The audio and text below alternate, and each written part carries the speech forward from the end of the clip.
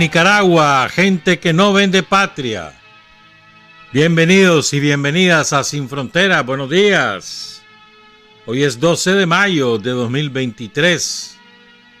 Con Carlos Hurtado Ordóñez y con Byron Baltoano Sandino cuando son las 6 de la mañana con 30 minutos. Sin Fronteras, la revista con William Griggs Vivado. En la primerísima 91.7 y 105.3 FM.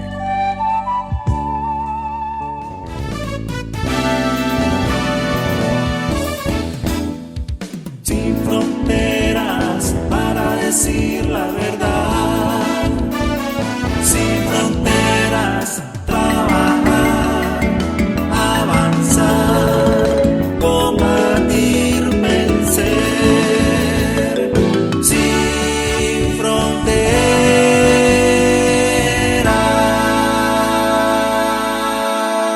6 de la mañana con 34 minutos, dos cumpleañeros, de uno habla ahorita, del otro hablo más tarde. El primero es allá en Apacentro, el compañero José Luis Cerda Sarabia. Dice él que cumple 39 años. Dice. Felicidades, José Luis, pasará bien. La conmemoración del 9 de mayo ha dejado muchas imágenes impactantes. Les quiero presentar estas dos, sobre todo a quienes nos están viendo por Facebook Live o quienes nos van a ver después en YouTube, en Rutu, en otras plataformas en las cuales aparece Sin Frontera. Esta es la primera. Miren este anciano, es imposible no emocionarse. ¿Cuánto tendrá este anciano? Serán 98 años por ahí. Él llega al mausoleo de las víctimas con las que él peleó y que allí cayeron en la Gran Guerra Patria con mucha dificultad. Ustedes lo pueden ver, 2 bastones para poder caminar. Llega al pie del memorial, coloca una rosa y luego no resiste la emoción y cae hincado sobre las rosas para rendir homenaje a los suyos. Muy impactante este video. Y les quiero presentar este otro. Este es de una compañera en Kazajstán, en una ciudad que se llama Shymkent, que es la capital de la provincia de Kazajstán meridional, la región más poblada del país, que está muy cerca de la frontera con Uzbekistán. Es la tercera ciudad de esta república y tiene más o menos 600,000 habitantes. Fíjense, ella se llama Nina Yegorovna. A los 17 años la movilizaron al frente de guerra. Iba como operadora de radio. ¿Y saben cómo terminó? Como comandante de brigada. Miremos este video.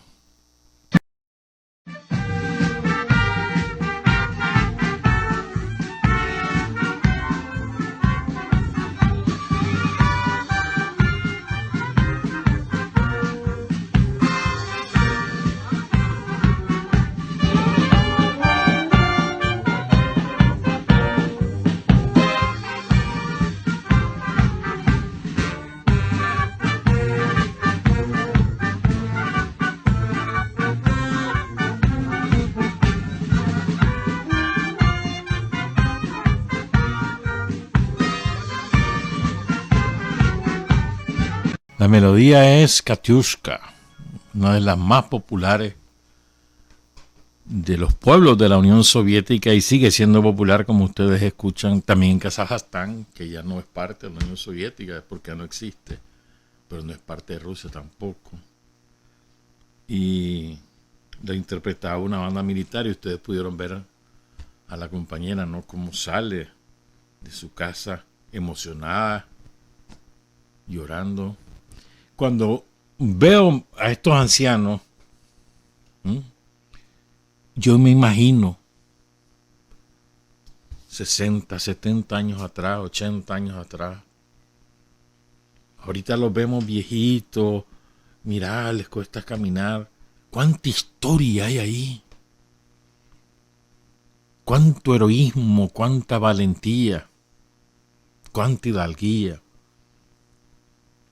Y sin embargo a veces vos los ves en las calles y no les prestas importancia. Cada vez que vos te topes con una persona mayor, pregúntate siempre, ¿qué cosas habrá hecho a lo largo de su vida que son dignas de admiración, ¿no?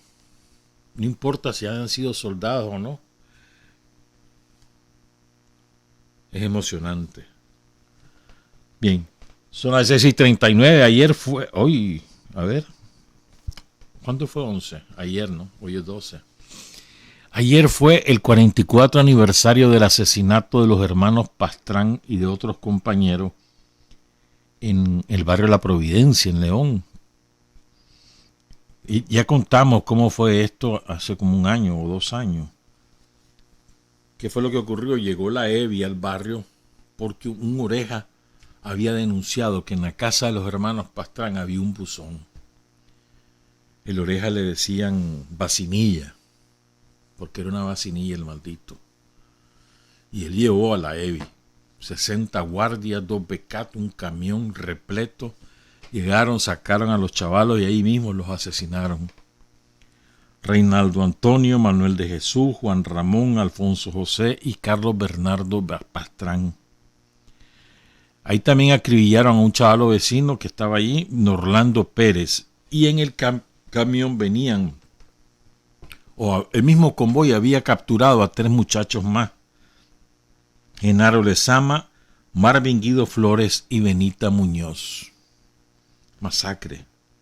9 muchachos asesinados por la Guardia Somocista el viernes 11 de mayo de 1979 a eso de las 12:30 del mediodía. Honor y gloria a los hermanos Pastrán, a Norlando, a Genaro, a Marvin y a Benita. 6:40. Les voy a sorprender ahora. Hoy les vamos a hacer unos relatos que estoy seguro que nos van a estremecer a todos. Que nos estremecen. Es leer estas cosas y oír estas cosas y es imposible no seguirse estremeciendo. Es imposible.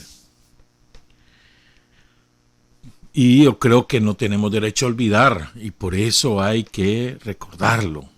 Pero primero quiero contar unas cositas para rendir homenaje a un compañero. Fíjense, cuando ocurre la derrota electoral del Frente Sandinista en 1990,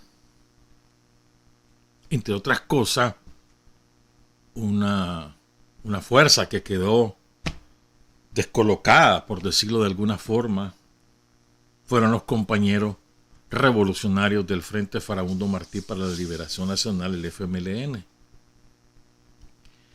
que en mi opinión el FMLN no tomó el poder por la traición de 3. Y ya vamos a hablar de eso. Entonces, el FMLN, que tenía una fuerza guerrillera enorme, era muchísimo mayor que la que nosotros tuvimos en su momento en el 79. Mucho mayor.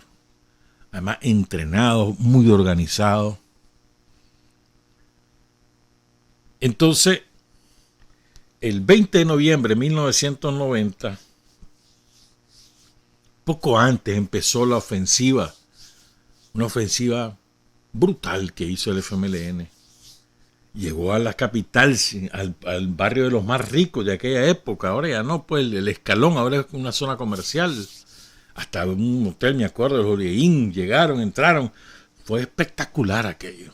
Y nadie se explica qué pasó, que al final se replegaron. Yo creo que sí sabemos por dónde anda la cosa, pues, pero bueno. Entonces eso fue una demostración de fuerza porque Estados Unidos estaba exigiendo que el FMLN se desarmara de manera incondicional, se rindiera y que le iban a perdonar la vida. Y entonces eso demostró fuerza del FMLN. ¿Cuál desarme? Mirá, aquí estamos. ¿Verdad? Entonces había una nivelación. Pero lo más importante fue el golpe espectacular que dio el FMLN y destruye gran parte de los aviones que usaba la Fuerza Aérea Salvadoreña y que eran, digamos, un factor que desequilibraba las luchas en el campo y en la montaña, pues. Les hacía mucho daño.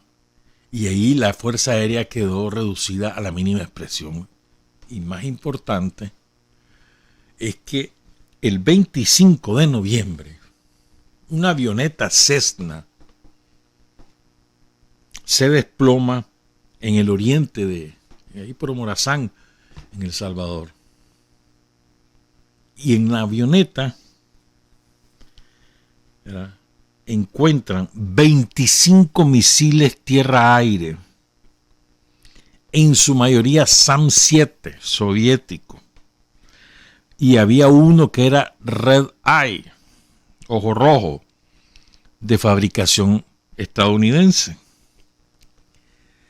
Y lo captura el ejército salvadoreño. Entonces, cuando encuentran aquel lote, inmediatamente la CIA se da cuenta y saben que esos SAM-7 son soviéticos. Y acusan a la Unión Soviética de estar abasteciendo a la guerrilla salvadoreña a través del Frente Sandinista, del Ejército Popular Sandinista. Y empezó un estir y encoge entre la Unión Soviética, que estaba sumamente debilitada, a punto de colapsar por el traidor de Gorbachov.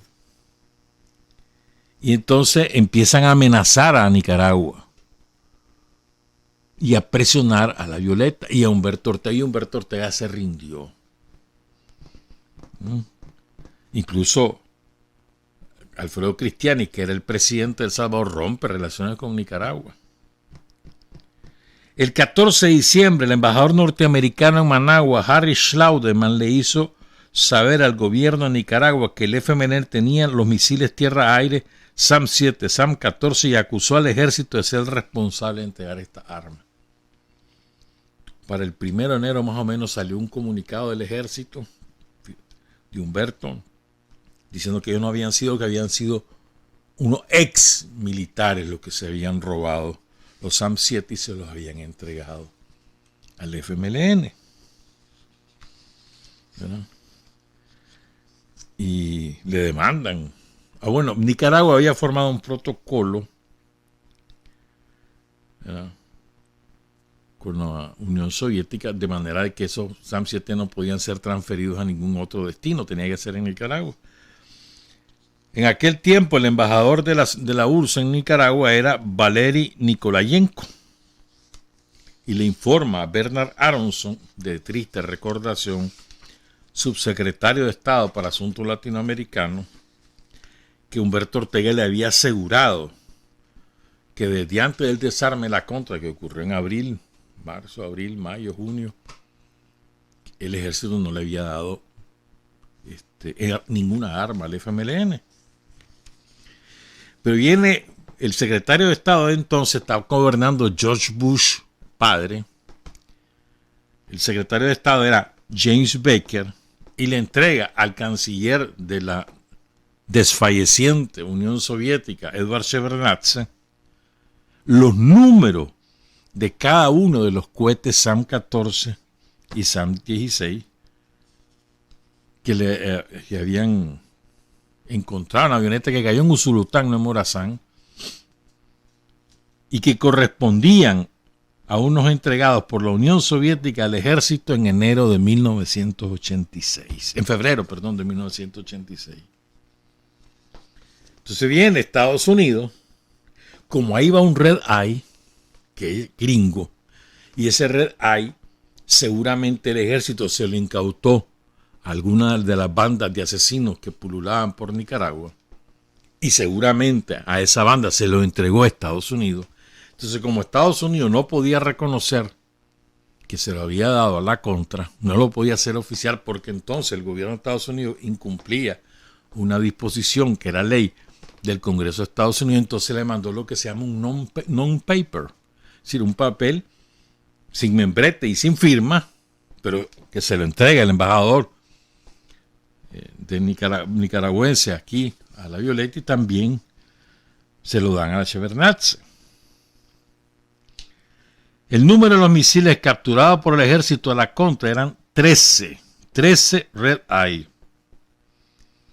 Y 2 de esos Red Eye aparecieron en la avioneta que cayó en Usulután, en El Salvador. Ya van a entender por qué estoy contando esto, ¿verdad?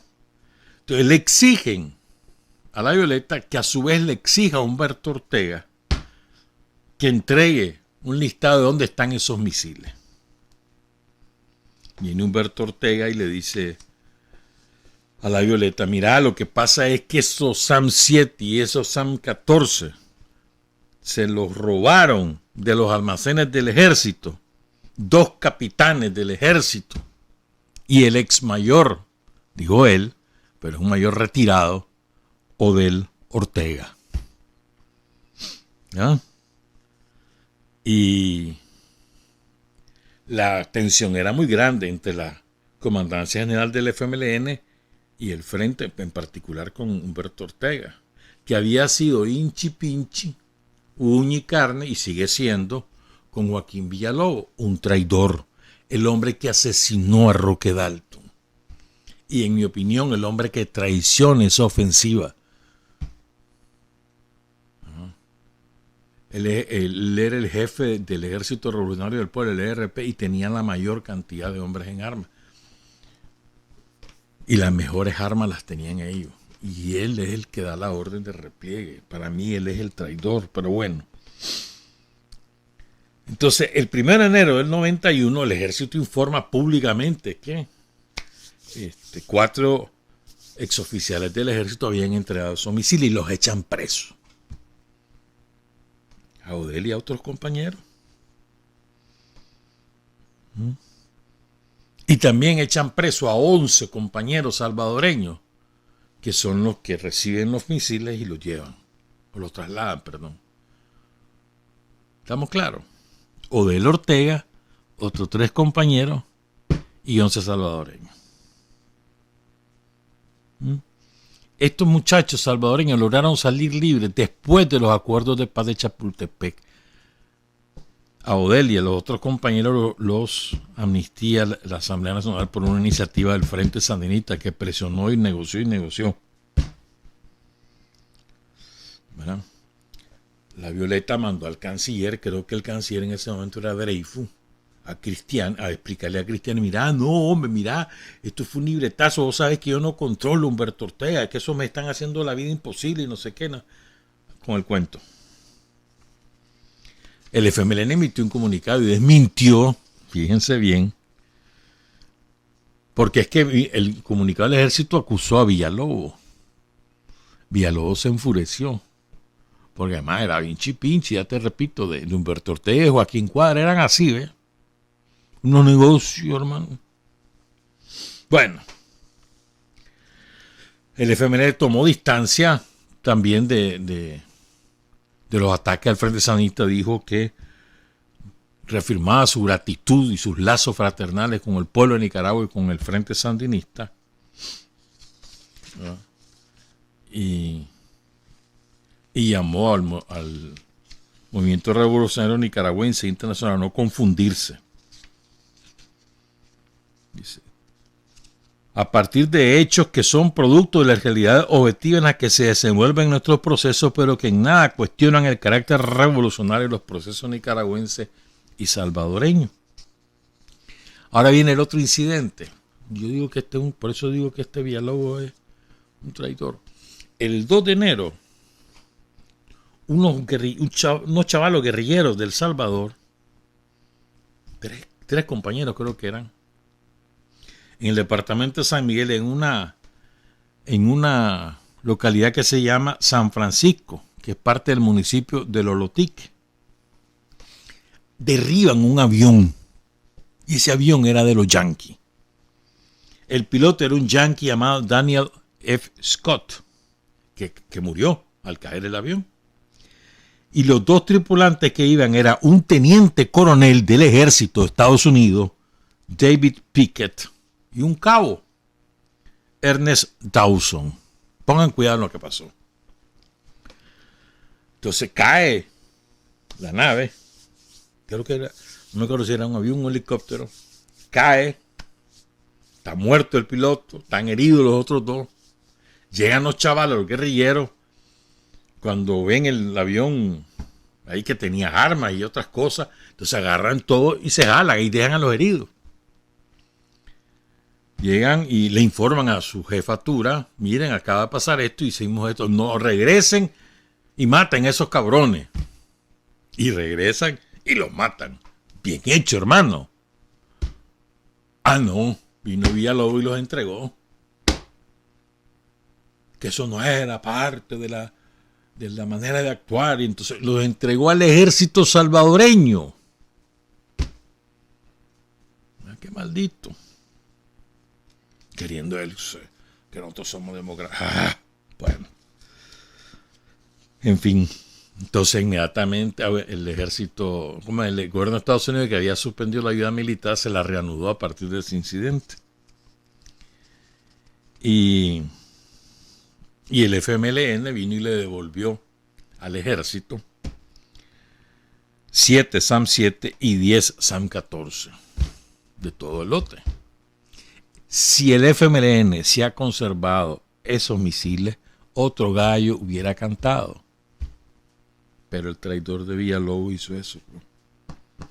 ¿Quién fue el gran protagonista de esto? El compañero de él, Ángel Ortega Salgado. Odell fue jefe, cuando era capitán, del Blitz Rufo Marín. Y ahí adquirió una fama por él, que no es jugando. Porque Odell no era de los que se quedaba en el puesto de mando, sino que se metía con los chavalos a la pelea, a la runga. Entonces, de un coraje, de una valentía inigualable. Entonces vos ven a este compañero, ahí lo están viendo en la foto, este panzoncito que está ahí, ahorita está más flaco porque le dio el COVID, casi se lo lleva. Pero bueno, pero en ese panzoncito ustedes dicen, ese viejo panzón, ese tiene, ya sabes qué cosa, del tamaño de Nicaragua, demostrado no solo en esas acciones que defendían la patria en los combates contra los mercenarios somocistas, sino después, como les acabo de explicar. ¿Verdad? Entonces, Odell fue el primer jefe de comunicaciones del Ejército Popular Sandinista. En los primeros mandos que salen publicados en 79, ahí está Odell. Y hoy está de cumpleaños, por eso estamos hablando de él. Hace tiempo lo quería hacer. Hoy está de cumpleaños Odell. Lo queremos saludar a él, gracias a su hijo también que nos avisó. Él es el delegado del MEFCA ahí en Huaco. Magnífico compañero. Se estuvo a punto de morir el año pasado, ¿viste? Pero de verdad ese hombre tiene una resistencia caballa, mano. Nadie apostaba por él. Sobrevivió y anda trabajando duro, como siempre, pues. Con Odell estaban presos los compañeros Miguel Ángel Parrales, Reinerio Padilla y Donald Argeñal Urtecho. Los 4 fueron indultados. El gobierno de la Chamorra había impulsado una ley porque Estados Unidos se le exigió que prohibía cualquier actividad destinada a desestabilizar a los gobiernos de los países de Centroamérica. El propósito era pues. ¿Verdad? Odell le hicieron hijo directo de Huaco el año pasado, creo que fue. Y entonces me estaba contando su hijo Odell, que se llama Odell también, que entonces en el discurso se puso a decir lo siguiente: los hijos directos, dice, son los vende esquimo, son los vende pan, los vende tortilla, los que cayeron en la guerra, porque a ellos se lo debemos todo. Ese Odell está retratado del Ortega en eso. Queremos saludarlo en su cumpleaños y queríamos hablar de todo lo que pasó con los SAM-7, Y vamos a hablar de otras cosas con Odell un día de esto. Y ya se comprometió conmigo que me lo va a contar todo, dice. Dale viaje, pues. Y vamos a llegar un día a Guaco a que lo cuente. El mero bigote, así le decían. Saludos Odell, pasarla bien, feliz cumpleaños y ojalá unos 50 años más con nosotros. Bueno, con nosotros no, con Nicaragua, porque a mí me toca irme mucho más antes seguramente. Son las 6:58. Cuando regresemos les vamos a hablar de dos cosas, de dos eventos, de tres. ¿Han oído hablar ustedes de un barrio en Tipitapa que se llama Yuri Ordóñez? Les vamos a contar qué pasó con Yuri Ordóñez en 1979. Las 6:59. Hay hombres que luchan un día y son buenos. Hay hombres que luchan un año y son mejores. Pero hay hombres que luchan toda la vida. Esos son los imprescindibles. 7:03 a.m. A eso de las 10 de la noche del 23 de marzo de 1979. Oigan la fecha. 23 de marzo de 1979, era un viernes. 10 de la noche. La Guardia captura a 4 cipotes.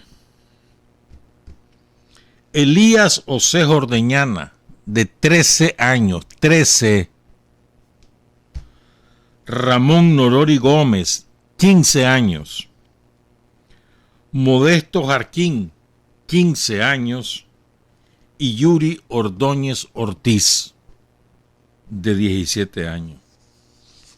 Los 4 chavalos pertenecían a 2 células del Frente Sandinista.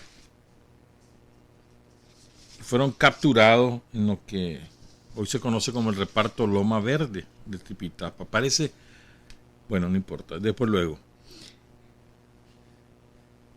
En la captura participa un tipo que era odiado en Tipitapa. Era el alcalde. Se llamaba Denis Porras Larguespada. Nefasto, criminal. Lo odiaba a la gente.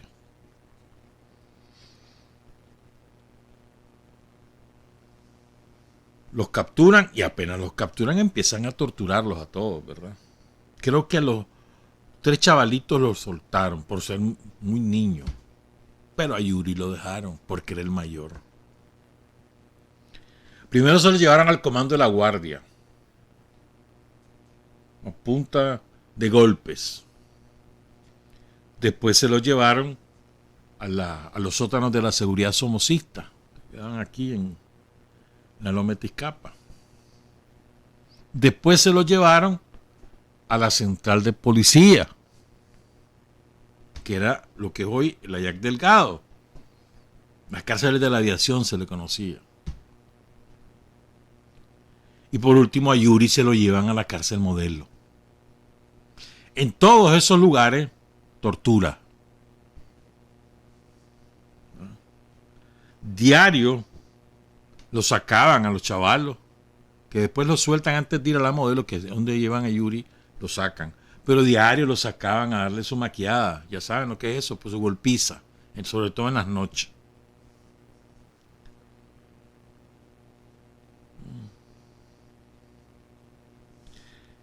Y oigan lo que ocurre. El 10 de mayo, el esbirro Ricardo Lau, que era jefe de la Modelo, Ricardo Lau es el somocista involucrado en el asesinato de Monseñor Oscar Arnulfo Romero,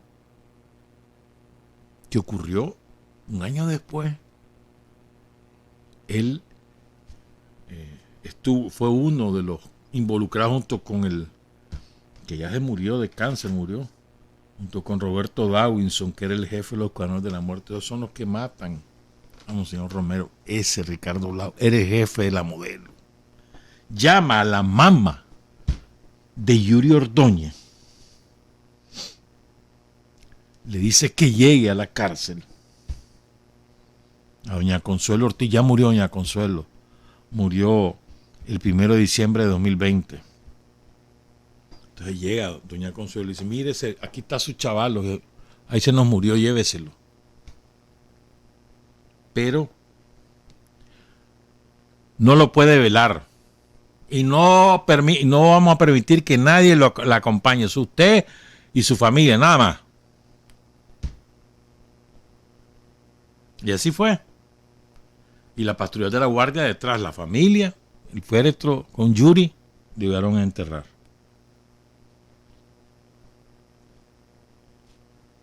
¿Estamos claros? Ahora voy a contar qué fue lo que pasó con Yuri. Quiero agradecer al compañero Noel Guardado Mairena. Ya les vamos a contar qué pasó con Noel. Y a su hijo Noel también. Noel Guardado Mairena estaba preso también en La Modelo. Salió de ahí el 18 de julio del 79 en condiciones deplorables. Más de 10 meses estuvo preso Noel Guardado.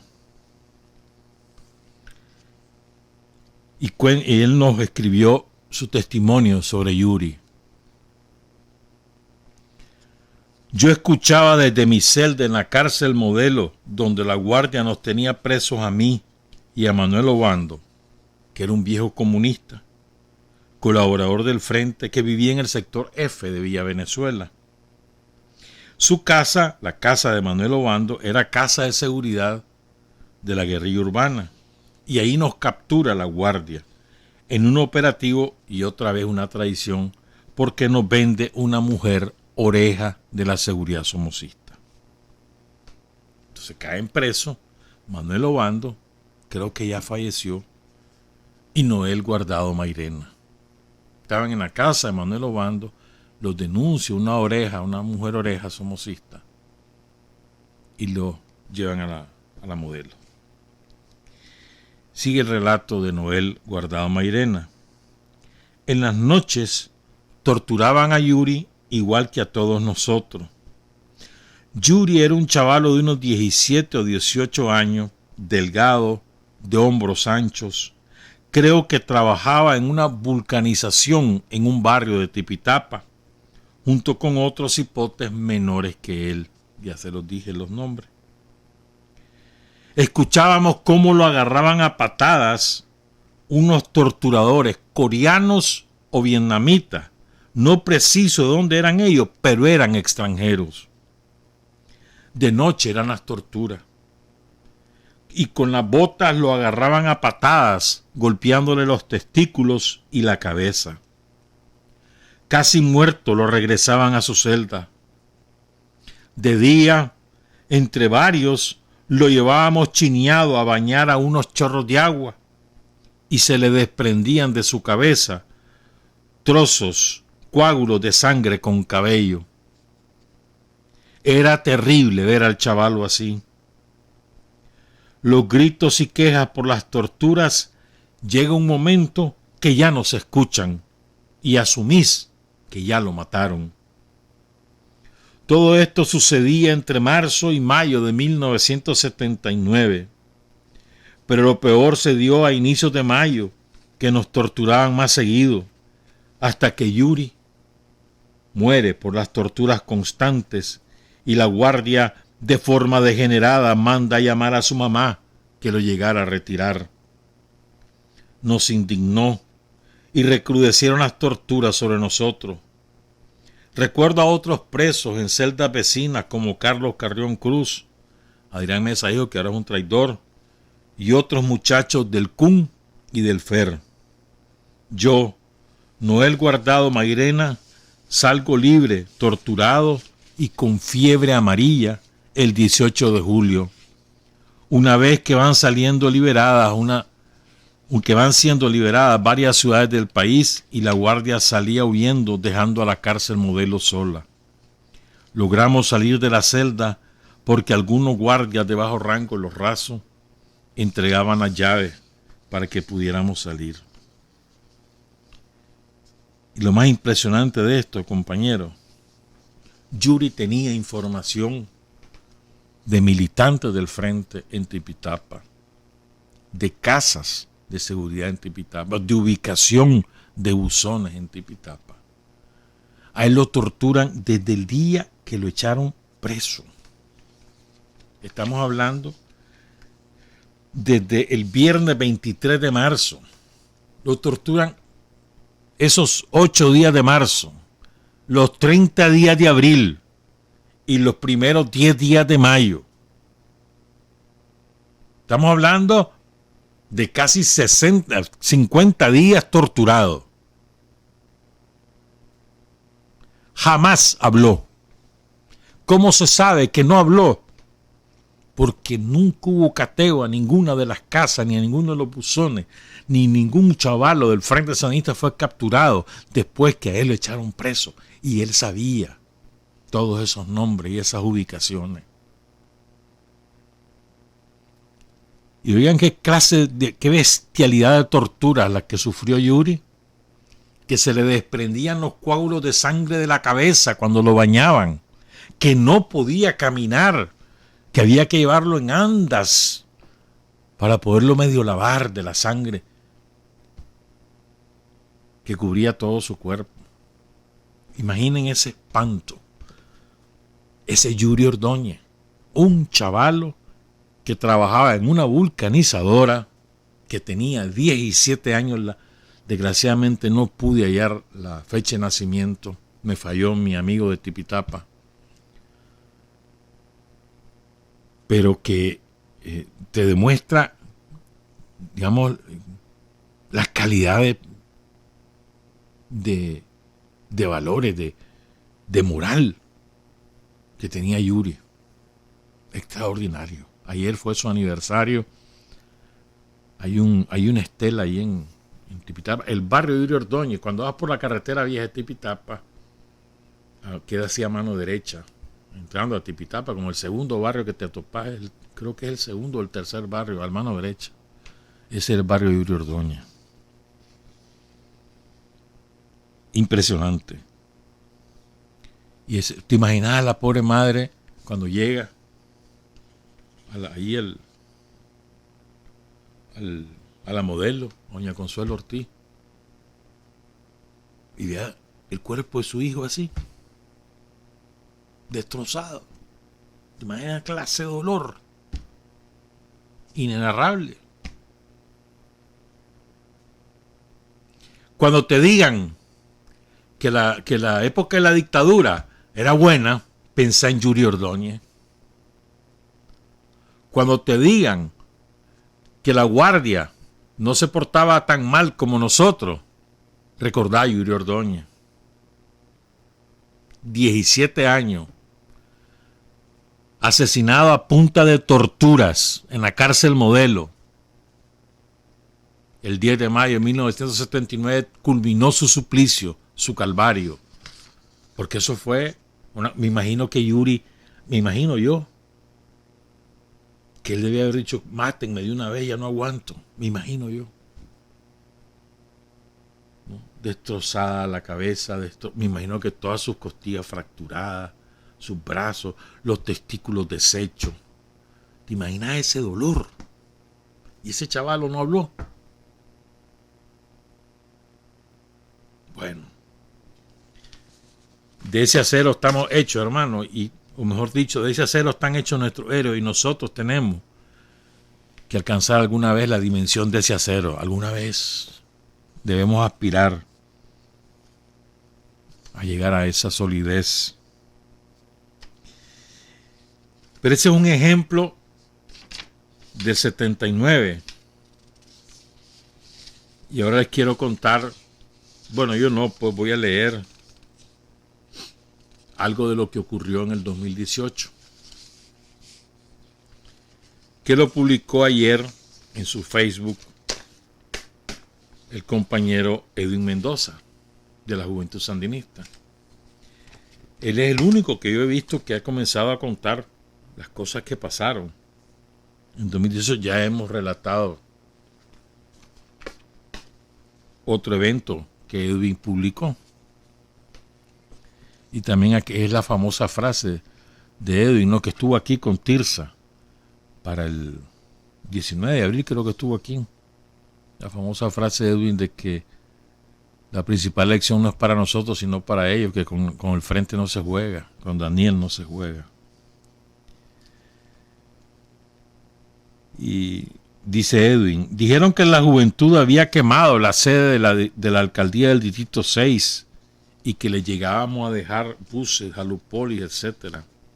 Nuestra historia tiene que ser contada. El pueblo tiene que saber que existen chavalos como Carlos Miranda, como Maudiel, como Kevin. ¿Quiénes son estos tres compañeros? Quiero contar antes de leer el relato quiénes eran, pues. Heriberto Maudiel Pérez Díaz, le decían el Ronco. Era un obrero, tenía 25 años, nació el 7 de marzo de 1973, vivía allí en el barrio Comandante Aureliano, cerca de Villa Libertad.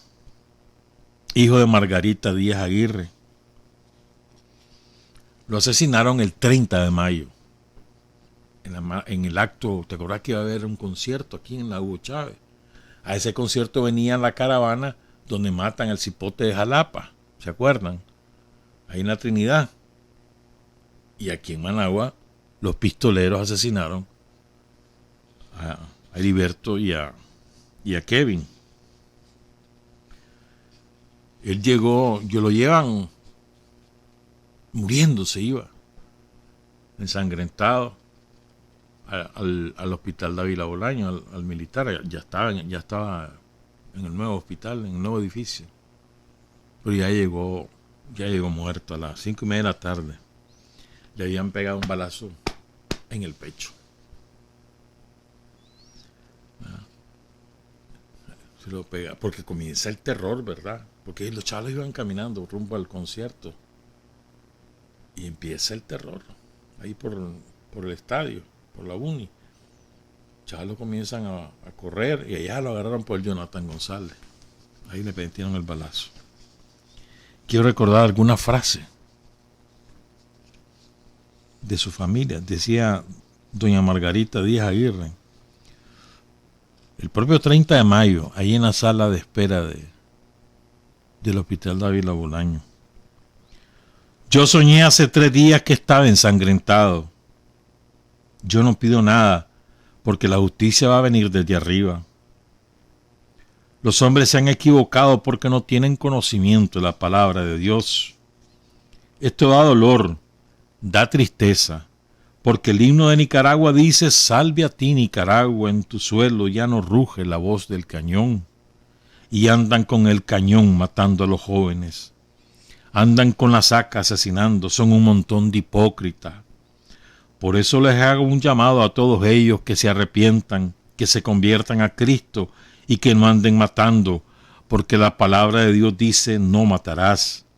Estos jóvenes incluso andan acompañados con sacerdotes, mientras los evangélicos no andamos en las calles, sino doblando las rodillas en sus hogares, clamando por la paz. No doblamos la rodilla por la derecha o por la izquierda, doblamos la rodilla por todos, porque Dios dice que el que no ama no ha conocido a Dios, porque Dios es amor. Ellos dicen que solo yéndose Daniel Ortega van a encontrar la paz. Eso es muy mentira. Eso es envidia. Eso es que están envidiosos, porque ellos nunca pudieron hacer nada en nuestro país. Y ahora quieren destruir Nicaragua, quieren destruir la juventud. Clase de serenidad de mujer, ¿no? Margarita Díaz Aguirre, la mamá de Heriberto Maudiel Pérez Díaz. Kevin Antonio Coffin Reyes tenía 23 años, nació el 28 de julio de 1995, hijo de Vilma Reyes Somoza. Vivía en Ciudad Sandino y ahí él era cargador de Santo Domingo de Abajo. Que sale creo que los 7 de agosto, ¿no? Sale de allá de Ciudad Sandino y viene a Santana. Fue campeón de sambo en los Juegos Centroamericanos de 2017 que se celebraron aquí. Y lo matan igual, el 30 de mayo. Cuando a él lo entierran, sacaron los chicheros, y iban los cargadores con su túnica morada, morado significa duelo. Y el dolor era enorme entre las hipotadas de Ciudad Sandino, llenísimo. Como un año después inauguraron un complejo deportivo que lleva su nombre, ahí en Ciudad Sandino. Incluso sacaron al santo ese día, en el entierro de Kevin, sacaron al Santo Domingo de Abajo. Decía ese día, el día que lo mataron, el tío de Kevin, Nelson Ramón Reyes: ¿cómo van a creer que van a matar a un joven deportista de 21 años? Tenía toda una vida por delante, era sano, no se metía en nada. Toda Nicaragua lo conoció, que ganó la medalla de oro. No es justo que le hayan quitado la vida por puro odio. Estoy sufriendo porque asesinaron a mi sobrino, pero hay un Dios que está en los cielos que hará justicia. Queremos la paz, que esto termine. Ya no aguantamos tanto odio, tanta violencia. Jamás pensé que ese odio iba a tocar a mi familia, esas mentes criminales. Jamás lo pensé. Lo digo llorando, de dolor, de rabia. Ese fue el regalo que le dieron a la mamá de Kevin. Le mataron al hijo. Dice que le llevó el 30 de mayo, en la mañana, le llevó un queque a la mamá. Ahí vengo para que lo comamos en la noche. Esa fue su despedida. En fin, son 2 de los 3 héroes. Después les hablo de Carlos Alberto, porque primero voy a leer el relato de Edwin Mendoza. Jueves 10 de mayo de 2018. Un contingente alrededor de 45 chavalos de la Juventud Sandinista se traslada al distrito 6 de la alcaldía de Managua. Su única misión: defender dichas instalaciones en donde por aquel tiempo se resguardaba gran parte de la maquinaria pesada utilizada en la capital para la limpieza de cauces, restauración de calles y caminos, limpieza pública, etc. Ahí estaba la maquinaria que en el futuro serviría para derrumbar los tranques aún existentes en esa zona. Ese 10 de mayo por la noche, las instalaciones son atacadas por una cantidad similar de delincuentes armados y motorizados. Los jóvenes sandinistas, que solo cuentan con su convicción y sus palabras, las tapas, y unos 20 tubos lanzamorteros, logran repeler el ataque. Nos bombardearon toda la noche y nosotros sin poder salir por 2 razones. 1, las orientaciones eran simples: resguardar la instalación, no agredir. Y 2, además de los atacantes que agredían la delegación, estaban esperando por nosotros una cantidad enorme de delincuentes comunes, habitantes de la capital, que habían secuestrado desde hacía unas semanas las instalaciones de Lupoli y desde allí esperaban nuestra salida. La Juventud Sandinista resistió toda la noche. Al salir el sol, los agresores se marcharon. Eso fue el jueves 10 de mayo de 2018. Viernes 11 de mayo. Por la mañana informan que en su vida los agresores asesinan a alguien que después fue identificado, si no me equivoco, como Kevin Joel Valle Aguilar, habitante de la cercanía. La población se alarma y se enoja. De los vecinos, de boca en boca, nos llega un mensaje: muchachos, salgan de allí, en la noche van a venir a matarlos, los quieren quemar vivos. Esa mañana, el joven Carlos Alberto Miranda había amanecido jugando fútbol. Tenía 19 años, militante orgulloso de Juventud Sandinista, habitante del distrito 6 de la capital. Vivía a pocas cuadras del distrito. Ahí en el barrio Carlos Marx es el distrito, ¿no? Carlos Miranda, como muchos militantes del Frente Sandinista, entiende a la primera que la teoría revolucionaria sin la práctica no funciona. Otro joven que lo entiende es mi amigo y compañero Josué Sandino, un chavalo del barrio Marta Quesada que se metió a la juventud desde Chatel. Creció con nosotros. Es la fecha y no recuerdo haber visto a Josué alguna vez enojado. Un chavalo alegre. Desde el 20 de abril, Josué se suma a defender la patria. Este chavalo ya tenía varios días sin ir a su casa, sin hablar con su familia. Esa mañana, Josué Sandino amanece a la par mía, fumándonos un cigarro y jodiendo, con el ego elevado, pues habíamos cumplido la misión. A las 6 de la tarde del viernes 11 de mayo, en la calle principal donde está ubicada la sede del Distrito 6 de la Alcaldía de Managua, pasa una moto escandalosa, dando acelerones, con 2 sujetos a bordo. Uno de ellos con un arma en la mano que empieza a gritar: «Hoy los quemamos vivos, hijueputas. Ahí están los perros de la juventud. En la noche son nuestros». Hermanos míos, dice Edwin, cuando el sol se escondió nuestra esperanza de vida. Qué increíble la cantidad de disparos hacia la delegación. Qué increíble la cantidad de gente armada. Más de 100 motos. Ese día conocimos al Viper y su gente de Monimbó, quienes en realidad no eran habitantes de Monimbó, sino que delincuentes provenientes de todo el país. Nos lanzaron bombas de contacto, ráfagas de armas de alto calibre y gritos que supuestamente psicológicamente te vencían. Un camarógrafo de Canal 4 logró llegar hasta el Distrito 6 de la Alcaldía. Mi respeto a este compañero. Y él da a conocer al país entero la situación, empieza a transmitir en vivo. En esos tiempos en el que algunos escondían su amor por el frente, recuerdo a Jimena, a Gaudí y a Prado salir en vivo en esa transmisión y dar nuestra versión de lo que estaba pasando. Una de estas personas se despidió de su familia, por si acaso, e hizo un llamado a la Policía Nacional. Por favor, actúen.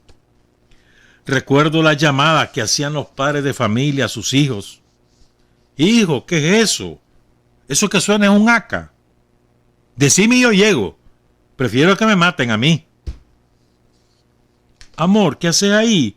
Tenés una hija, venite a la casa, no la dejé sin su mamá. No te asustes, tenés que tener la cabeza fría. Yo sé que llevan a de perder, pero si son inteligentes pueden vencer.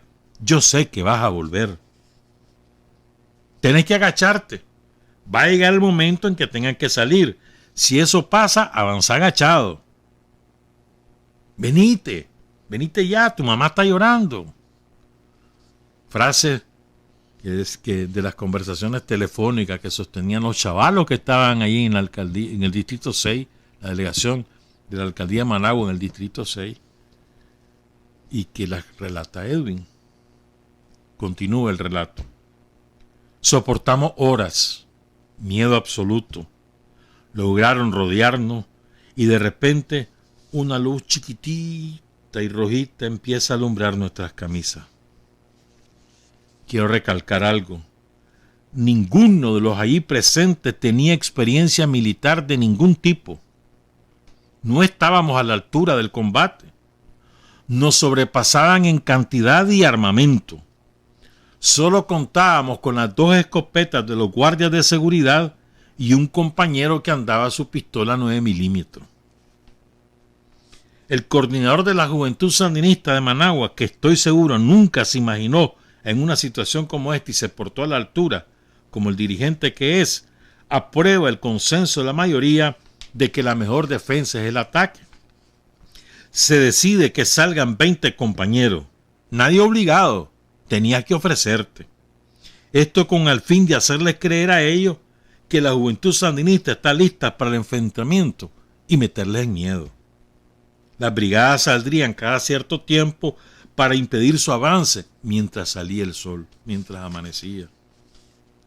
La negra hace la selección, una compañera. Yo le ruego que me deje ir a mí y algunos chavalos que me quieren acompañar.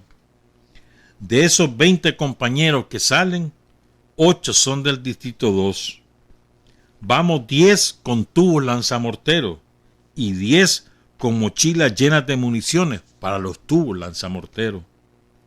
Dentro de la primera brigada se encuentran Josué Sandino y Carlos Alberto Miranda. Al momento de salir, un equipo de la Policía Nacional se hace presente. Unos 10 efectivos motorizados y armados con escopeta.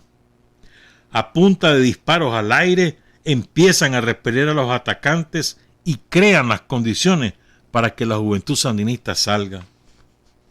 Yo salgo pegado a la pared derecha, pues se me había roto el pantalón en la malla del distrito y voy casi desnudo.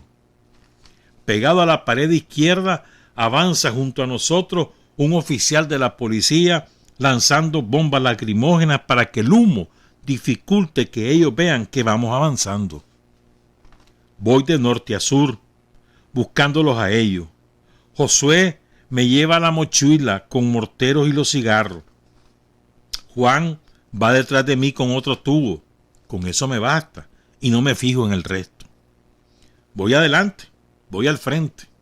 Voy con todo el huevo. Logro avanzar, tiro el primer mortero, lo logro encajar en la esquina donde están ellos, me escondo detrás de un árbol y pido otro mortero. Quiero pegarles el segundo. Cuando pido el segundo mortero veo que estoy solo, pues Josué y Juan no pudieron avanzar, quedaron atorados en un zaguán. La lluvia de balas empieza de nuevo. Yo me acuesto, escucho gritos, yo también grito, avancen, hijo de puta, avancen. Me encachingo y me regreso y le digo a Juan, levantate, hijo de puta, que no nos vamos a morir aquí. Lisandro, que estaba cerca y anda mortero, avanza conmigo, tomamos posición. A los 15 minutos, desde atrás nos orientan a retroceder. Algo pasó. Todos retroceden y yo no puedo. Los disparos van dirigidos solo a mí, pues soy el que está más visible. Me acuesto a la par del árbol y solo veo que quedamos el oficial de la bomba lacrimógena y yo. Y yo pensaba, loco, hasta aquí llegué. Si me levanto estoy pila. Escuchar un balazo de AK, un disparo de AK rozando tu cabeza por primera vez es una experiencia que no le deseo a nadie. Yo no puedo regresar. Un par de ellos avanzan. De repente, un chavalo sin dientes se abre camino a balazos. Me alcanza, se pone encima de mí. Las detonaciones me revientan el oído. Me levanto, él dispara y nos disparan. Este brother me cubre con su vida y me logra sacar a mí y al oficial. Y mierda que sí lo amo este cabrón. Regreso al distrito 6 encachimbado con el maldito de Josué. ¿Cómo se va a quedar atrás? Él me llevaba los morteros. ¿Cómo se va a atrever a dejarme morir? Me dejaron solo. Agarro un chaval y le pregunto, ¿y Josué? ¿Dónde hijo de puta está Josué? Perro, a Josué una bala de AK le atravesó el brazo y le llegó al pecho. Iba a Fayuco el maje. Pero no solo él, al chatel del 6 lo palmaron. Le reventaron el pecho al brother. ¿Con AK igual? Sí, vieras que Fayuco. Y también a un pesca, un policía, le abrieron la garganta. Por eso no avanzaron. Yo me tiré toda la cinta. No miras cómo me llené de sangre. Loco, de la adrenalina, yo jamás me fijé en los compañeros que venían atrás. Yo solo veía adelante. Fue una masacre. Josué quedó lisiado de su brazo. El oficial de la policía recibió el impacto de una bala en su garganta y, para serle sincero, desconozco si sobrevivió. Y Carlos Alberto Miranda dio su vida por la soberanía de Nicaragua. Dio su vida por mí y por vos. No pudimos ni ir a su entierro. Ese mismo día, por salvar vidas, abandonamos el distrito 6 de Managua y el mismo día fue incendiado. Yo sobreviví, pero no de milagro ni de suerte. Yo estoy vivo y regresé a los brazos de mi hija y mi madre porque Lent quiso que yo no muriera. Porque aún sin dientes le sobran huevos. Luego supe devolverle el favor de la misma manera. Comprendí algo ese día. La lucha por la patria iba a ser a muerte. Y ya los morteros no eran suficientes a desempolvar los fierros. Honor y gloria a Carlos Alberto Miranda. Se fue amando a la juventud sandinista, amando a su patria, amando al Frente Sandinista. Y dice Edwin Mendoza, no me da pena decirles que lloré al escribir esto. A Carlos Miranda los somocistas sacaron un póster con su foto y marcharon por él. Y ellos son los que lo asesinaron. Así llegó el cinismo. Lent es el muchacho que de una pedrada le apiaron todos sus dientes, le fracturaron la mandíbula, quedó lisiado para toda su vida. Y fíjense, un dato que me pasaron después que hablé de este caso. Este chavalo, Lent Pérez Rivera, bueno, mayor de 30 años ya, es bisnieto de la nodriza de Blanca Segovia Sandino Arauz. Ustedes saben que la mamá de Blanca Segovia, Blanca Estela, fallece al parir. Entonces Sandino le encomienda a una campesina que había recién parido también, que le dé leche a su hija. La campesina que le dio leche a su hija, que amamantó a su niña, se llamaba Clara Rosa Huerta. Y este cipote, Lent Pérez Rivera, es bisnieto de Clara Rosa Huerta. Qué increíble, ¿verdad? Ese es el relato. ¿Quién era Carlos Alberto Miranda? Este cipote nació el 19 de septiembre de 1998. Hijo único de Miriam Lorenza Miranda Flores, que lo crió junto con su mamá, Manuela Flores, la abuela de Carlos Alberto. Este chavalo trabajaba en una zona franca. Vivía en el barrio Villafeliz, descrito por su abuela y por su mamá como bromista, hiperactivo. Le gustaba mucho el fútbol, jugaba fútbol con los cipotes, los vecinos, los chavalos, muy cariñoso. Y ahí lo matan ese día que ya contó Edwin. Desde una camioneta dispararon. Todavía lo lograron trasladar, pero ya llegó muerto al hospital alemán, ya como en la madrugada. Y cuando termina la balacera, lo logran sacar, pero ya iba muerto. Carlos Alberto había llegado el 9 de mayo ahí a resguardar la sede de la alcaldía en el distrito 6.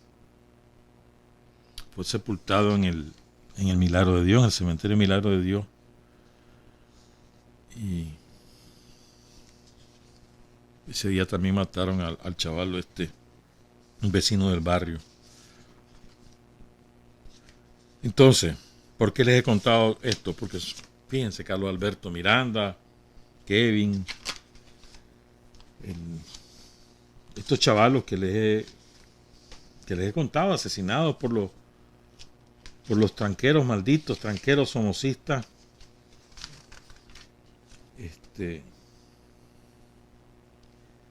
Es otra manera, ¿no? Defendiendo la revolución, como Yuri Ordóñez, que cae, que es asesinado por la Guardia Somocista, porque lucha por el pueblo de Nicaragua. Y estos tres chavalos, que son tres nada más, de la enorme lista de asesinados por el somocismo en el 2018, estos tres chavalos por el mismo amor al pueblo de Nicaragua. 39 años de diferencia. Juventud. Todos cipotes. Entonces, estas cosas hay que contarlas. Yo le doy todita la razón a Edwin Mendoza.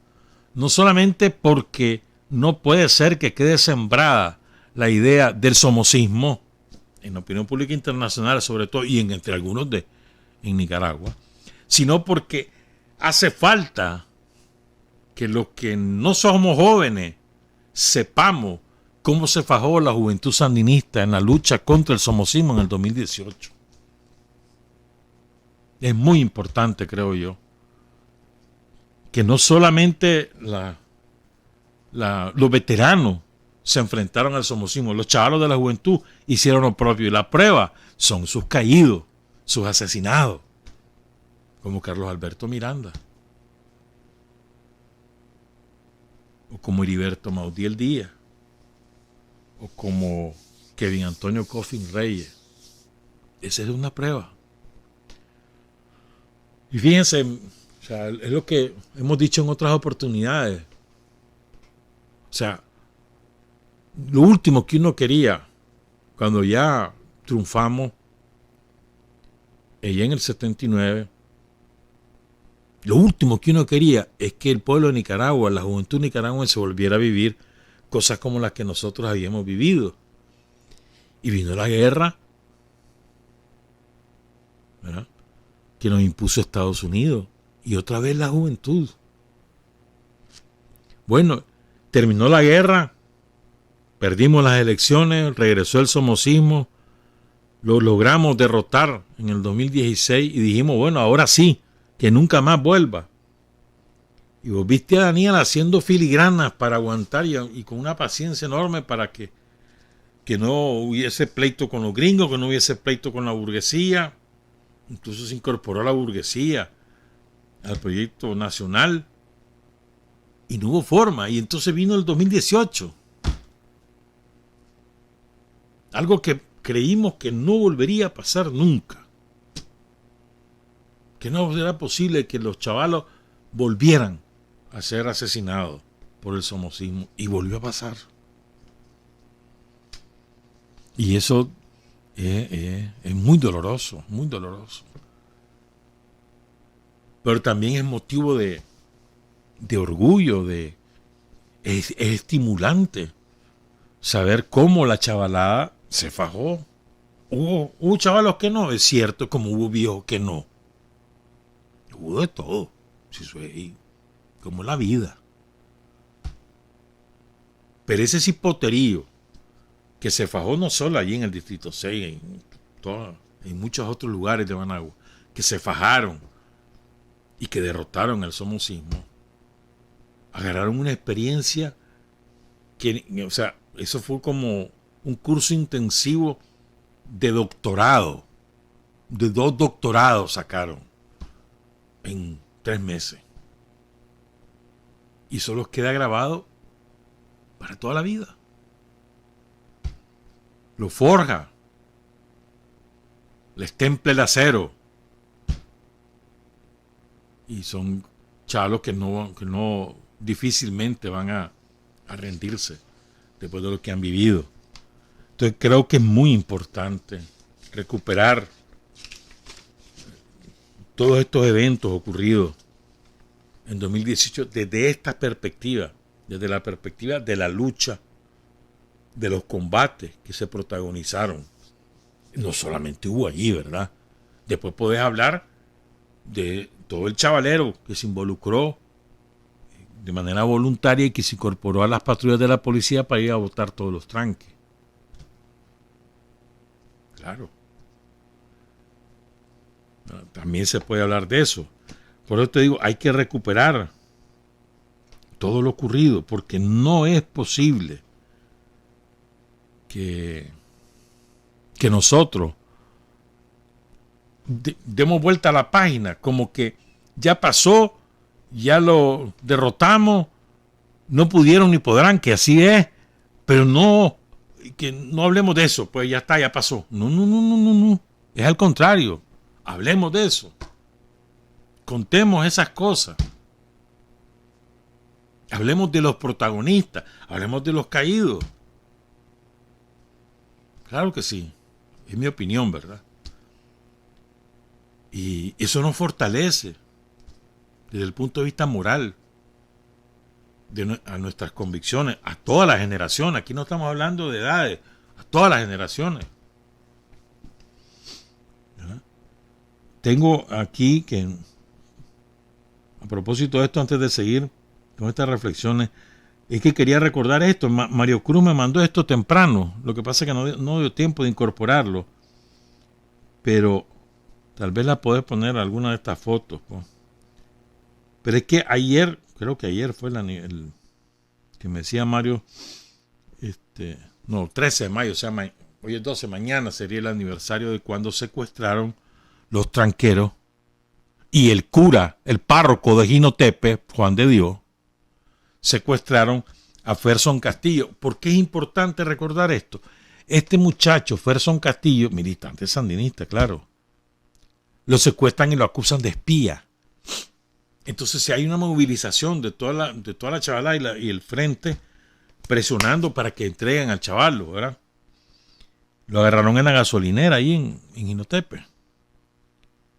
Y en ese momento todavía las monjas, dice Mario Cruz, no habían entregado el Colegio San José. Ustedes saben que las monjas se lo entregaron. Ahí está, pues usted. Y ahí se hizo la cárcel de ellos. El centro de torturas de los tranqueros de Jinotepe, encabezados por Tomás Maldonado. Se hizo ahí. Y por el otro, aquel que era de Masaya, pero bueno. Entonces, menos mal que todavía no había ocurrido. Entonces a Ferson se lo logran arrebatar. ¿Por qué es importante? Porque después llegan a buscar a Ferson a su casa. Y como no lo hayan, matan al hermano. ¿Se acuerdan de eso? Y después el padre denuncia lo que pasó, que le mataron a su hijo en la propia casa. Y entonces matan al papa una semana después. Todo empieza con lo que ocurrió hace 5 años, mañana. Es importante recordar estas cosas. Entonces, cierro la reflexión, pues yo creo que es muy importante y yo convido, convoco, no sé cómo decírselo, a los compañeros, a los chavalos de la juventud, los que no son tan jóvenes, que nos cuenten las cosas, que las cuenten, publíquenlas, escríbanlas, cuéntenlas. Hay que recuperar esa historia. No es posible que nosotros nos quedemos solamente con el evento de lo ocurrido, pues ya los derrotamos, ¿te acordás? Tal cosa, y ahí murió. No.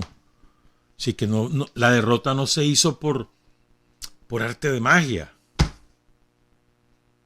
Y no fue la derrota de los tranques y del somocismo, no fue en el 2018 cuando se levantaron los tranques, no. La derrota fue por la resistencia. La resistencia de los sandinistas y del pueblo de Nicaragua, aguantando, con paciencia, con aquella paciencia que nos enseñó Daniel. Esa resistencia es la que venció el golpe somocista. No es que por inercia, no fue así. Todo ese montón de policías asesinados por todos lados, agredidos, fueron montones hay policías que nunca van a poder superar las secuelas de las heridas que recibieron. Nunca. Quedaron lisiados de por vida. Está como el otro día conversaba con un compañero que estuvo en un BLI y él me decía lo siguiente. Vean qué interesante que es esto. Ustedes han visto que los compañeros de los BLI suelen reunirse con frecuencia, tienen sus propias organizaciones, celebran los cumpleaños, viajan a los lugares donde hubo determinadas emboscadas y cayeron sus compañeros y hacen peregrinaciones, pues. Y viajan a distintos departamentos. Me decía este compañero, y tiene toda la razón, dice, nosotros no recibimos terapia después de que terminó la guerra. Y todos nosotros vivimos horrores en la guerra. El ver caer un amigo, un compañero. El drama del combate. Fíjate si Edwin te dice, hombre, es que no le deseo a nadie el haber oído, el escuchar un balazo a la orilla de la cabeza estos compañeros de los BLI, eso era su pan nuestro de todos los días. Mañana, tarde y noche.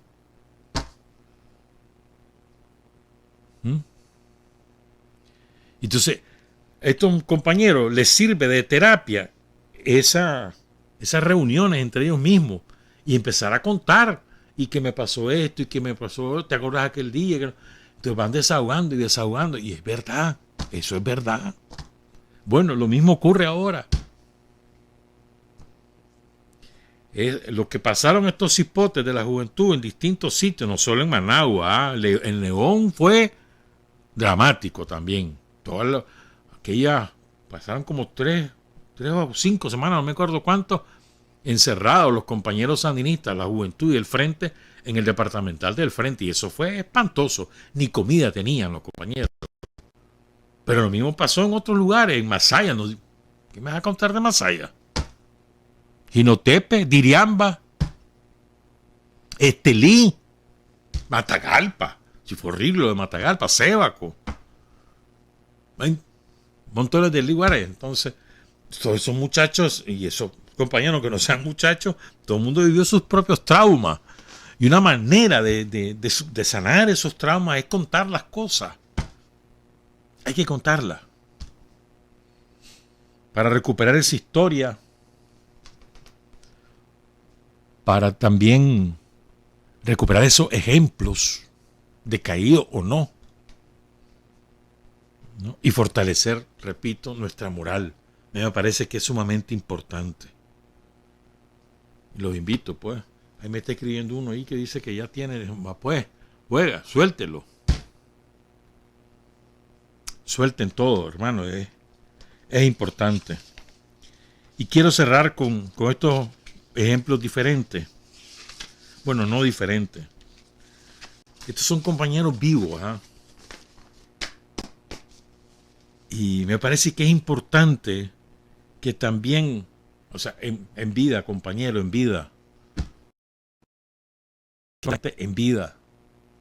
¿verdad? Entonces, un compañero, un sandinista que nació en Uruguay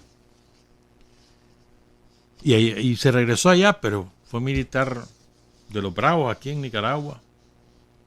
Estuvo en la tropa de guardafronteras, en los BLI, y tiene hijos en Nicaragua, en Cuba también, y ahora vive en Uruguay.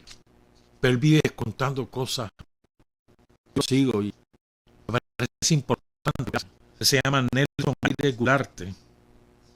Entonces, me pareció muy bonito. Esto es sobre el compañero conocido como el campeón. Se llama René Picado Pérez.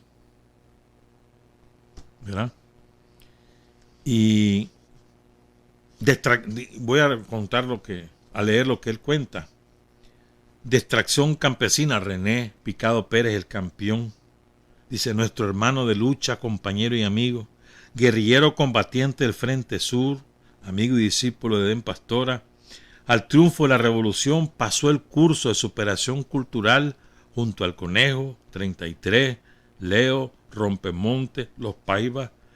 Con el grado de teniente en 1982, el jefe del grupo de maniobras de las tropas guardafronteras del norte de Nicaragua. Salía a cumplir misiones en la montaña con un pelotón de casi niños, exguerrilleros y fundadores de las tropas guardafronteras. Compañeros valientes, temerarios, decididos, incansables, no le daban tregua al enemigo. Y dice Nelson, supe tener de jefe al campeón. Todos querían ir con él. Caminaba un enorme revólver calibre 44 de la época de Sandino, fajado en su cintura. Nunca le mataron ningún subordinado en los combates. Ahora vive humildemente como hijo de su pueblo, labrando una parcelita de tierra para cosechar su maicito y sus frijolitos para él y su familia y aquel que lo necesite. Mi respeto y cariño, campeón, dice Nelson Aire. Vive en Chinandega. René Picado Pérez. Nació el 27 de julio de 1945. No es ningún chaval. Y no era un chavalo cuando se metió a la guerrilla. Tenía que 34 años. Héroe vivo, héroe viviente, hermano, que también hay que rendirles el sombrero, aprender de ella. Entonces, cuando vean un chaval de la juventud sandinista, piensen también en todo ese cipoterío que se fajó con mortero y después con armas contra el somocismo en el 2018. Y los chavalos, cuando vean esos panzones que tal vez caminan con bastón, piensen en ejemplos como el de René Picado Pérez, el campeón, o el de Odel Ortega, o el de tantos otros compañeros y compañeras que supieron estar a la altura de la historia y defender la patria y la revolución sin escatimar sacrificios durante los años 80. Piensen también en los caídos. Piensen en los caídos. Tengan presente siempre a los caídos. A ellos nos debemos. Nosotros somos accidentes gracias a ellos. A los caídos. A los hijos del pueblo que murieron por el pueblo mismo. Trabajar, avanzar, combatir, vencer. Patria y libertad. Revolución es sentido del momento histórico. Es cambiar todo lo que debe ser cambiado. Es igualdad y libertad plenas. Es ser tratado y tratar a los demás como seres humanos. Es emanciparnos por nosotros mismos y con nuestros propios esfuerzos. Es desafiar poderosas fuerzas dominantes dentro y fuera del ámbito social y nacional. Es defender valores en los que se cree al precio de cualquier sacrificio. Es modestia, desinterés, altruismo, solidaridad y heroísmo. Es no mentir jamás ni violar principios éticos. Es convicción profunda de que no existe fuerza en el mundo capaz de aplastar la fuerza de la verdad y las ideas.